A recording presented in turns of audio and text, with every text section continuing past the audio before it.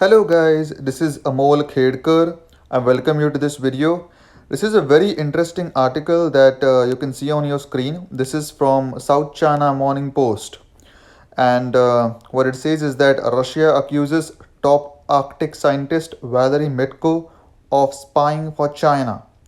So yeah, just like a James Bond kind of thing that has happened just recently, and this is a very important thing in terms of geopolitics and world economics. So I really wanted to get my opinion on this. So before we get started, please don't forget to subscribe to this channel because nobody else is giving you detailed analysis of worldwide events and daily topics, in a very detailed fashion. So don't forget to subscribe, and let's get started. So. Head of Russia's Arctic Academy of Sciences faces up to 20 years in jail for handling secret information to Chinese special services. So literally, this is right from the playbook of James Bond. If you have seen many, spy films, this is exactly what is shown. But this is real life. This is not some sort of film. So this guy was the head of the Arctic Academy of Sciences. So Arctic is a space where everybody wants to, get a hand on it. So Russia has its stake, Canada has its stake, America has its stake, China has its stake. Everybody wants a piece of the cake in the Arctic. So what this guy did is that he literally spied for the Chinese, and he is ethnically Russian, and he faces up to 20 years in jail for doing something like that. So to be honest, China and Russia are age-old allies, but this just goes on to say that there are no allies or no permanent friends or permanent enemies in geopolitical landscape. There are just interests. So there is a very famous saying that countries have interests, countries do not have friends or enemies. So interests are something that navigate the landscape for decades and decades, but friends and enemies change. So this is exactly what geopolitics looks like, because Russia and China are age old friends. I mean, the Communist Party of China, right? So where did communism start? By Vladimir Lenin in 1917 with the Russian Revolution. So definitely Russia and China are very very close to each other. Russia and China are the only two countries that have supported North Korea for so long. So yeah, I mean these two countries are very very close to each other. But right now, this is a very important thing that Russia accused their own person of spying for China, and this guy was the head of the Arctic Academy of Sciences. So yeah, really important thing. Allegations highlight competition between Moscow and Beijing despite development of strategic partnership in response to rising tensions with the West. So definitely Moscow and Beijing both hate the West, right? I mean they are definitely against the West, but the competition between Moscow and Beijing is also very very stark and in the face, as you can see here. So Russia has accused one of its top Arctic scientists of passing state secrets to China, the latest case of an academic falling foul of the security services over foreign contacts.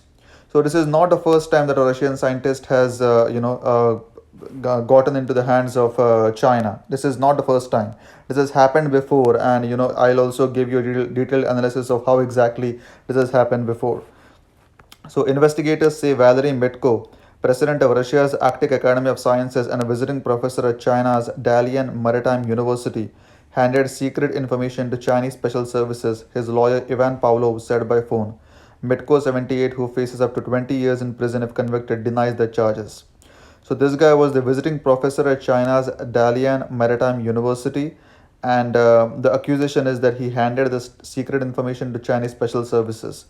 And so this person is literally 78 years old right now, and if convicted he faces almost 20 years in jail. And to be very honest with you, Russia does not leave people like this guy very easily. Journalists get literally vanish out of nowhere in Russia. If you write anything against Putin in Russia, you vanish all of a sudden. Not just you, your entire family vanishes. So same thing in China. If you write anything against Xi Jinping or the Chinese Communist Party, you literally vanish. People don't know where they go, but yeah, they just vanish. So definitely, not just 20 years, but this person is literally looking forward to spending his entire life in jail at this point. The allegations of spying against academics highlight competition between China and Russia, even after the two began to develop a strategic partnership in response to rising tensions with the West. So definitely both of these countries are arch enemies of the West. So they want to defeat the West at any cost, but they are also competing with each other. That's what this goes on to say. So Mitko was detained in February and placed under house arrest after being accused of taking a document containing state secrets with him on a 2018 lecture visit to China, Pavlov said. So what this guy was accused of is, he is placed under house arrest now. He was detained in February itself, but right now it has gotten public. And he was accused of taking a document containing state secrets with him on a 2018 lecture visit to China. As you know, like as I've said, this guy is a visiting lecturer in China. That's why he took like a state secret document to China in 2018, and that's what he's accused of. All the information the St. Petersburg scientist took out of Russia came from open sources, and he never met with Chinese intelligence, according to his lawyer. So his lawyer is saying that all the information was from open sources, and he never met with Chinese intelligence. But yeah, the Russian government does not buy that argument. This is a campaign against scientists. How will science develop if they ban contacts with foreigners? So this is the lawyer of this guy. Federal Security Service investigators accuse Mitko, an expert in hydroacoustics, of passing on information about technology for detecting submarines in return for payment, the Medusa news website reported. So, what exactly is hydroacoustics? You know, I'm not a scientist, but I have researched this before, and what it means is that when you hear the water, you can understand if there's a submarine going beneath that water, or there are like mineral deposits beneath the surface of the sea. That's what hydroacoustics means. So if you can just dissect the word, hydro is definitely water, acoustics is like the sound thing that comes along with water. So this guy was an expert in that. So literally, if you hear the water, if you literally hear in the sense like you have machines to hear the water, you can understand if there's a submarine going behind that water. So this guy was an expert in that, and so he is accused of passing on information about technology for detecting submarines, right, in return for payment to the Chinese government. The claim follows cases against other academics accused of working with foreign powers who denied providing any sensitive information. So this is not the first guy. This is not the first scientist that is accused of working with the foreign government by Russia. So, space researcher Vladimir Lapigin, 79, was given early release last week from a 7-year sentence imposed in 2016 after being convicted of passing secret information about hypersonic aircraft to China. Radio Free Europe reported on its website. So yeah, Russia and China have been competing, with this kind of hypersonic activities for a long time. So this guy Vladimir Lapigin, again like a ethnic Russian, was given early release last week from a 7-year sentence imposed in 2016 after being convicted of passing secret information about hypersonic aircraft to China. And this was reported by Radio Free Europe. Russian court sentences. So another space researcher, Viktor Kudryavtsev, was charged in 2018 with passing state secrets to a Belgium scientific institution. Another space researcher, Viktor Kudryavtsev, was charged in 2018 with passing state secrets to a Belgium scientific institution. So yeah, Russian scientists have been able to see the cracks in the Russian way of life, and they have been collaborating with other foreign governments to give them information. Thermal physics researcher Valentin Danilov served 8 years in prison after being convicted of spying for China in 2004. 2004, look at this, like just almost 15-16 years back. This is a campaign against scientists. Pavlov said, how will science develop if they ban contacts with foreigners? So, yeah, I mean, China and Russia have been going at each other's throats for the technology.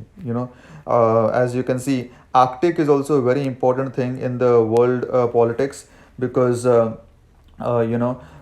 many countries are vying for the Arctic to melt so that they can extract the minerals that are lying below the Arctic.